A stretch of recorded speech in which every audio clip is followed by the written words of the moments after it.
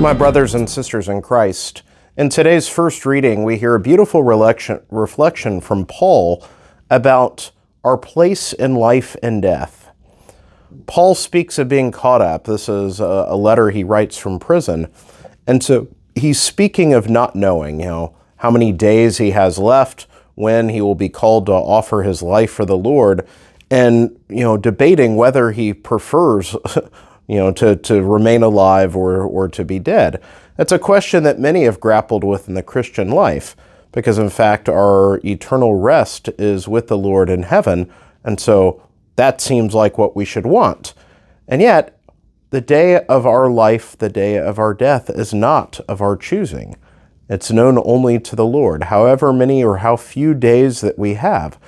And so instead, Paul offers a wonderful glimpse when he says, to live is to labor for the Lord, which is God gives us not only a calling, but the grace, the sustenance needed to follow that calling. And so every day that you and I draw breath, we are blessed to be in Him, to be called by Him, to be sent forth to work in His vineyard. And that is a blessing.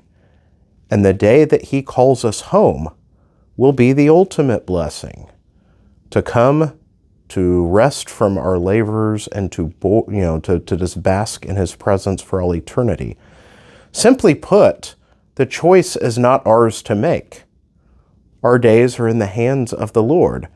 And so we rejoice for life, and we rejoice when death comes.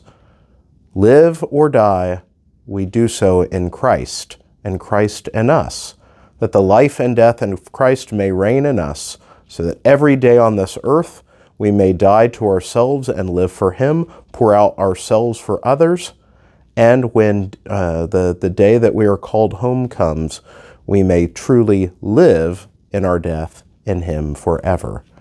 It is a beautiful mystery, but one that we don't have to choose. Instead, we need to realize that in all of these things, as long as it's in accordance with the will of God, then indeed, how blessed are we?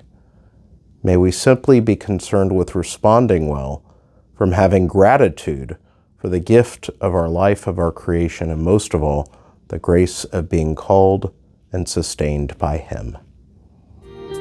May God bless you all.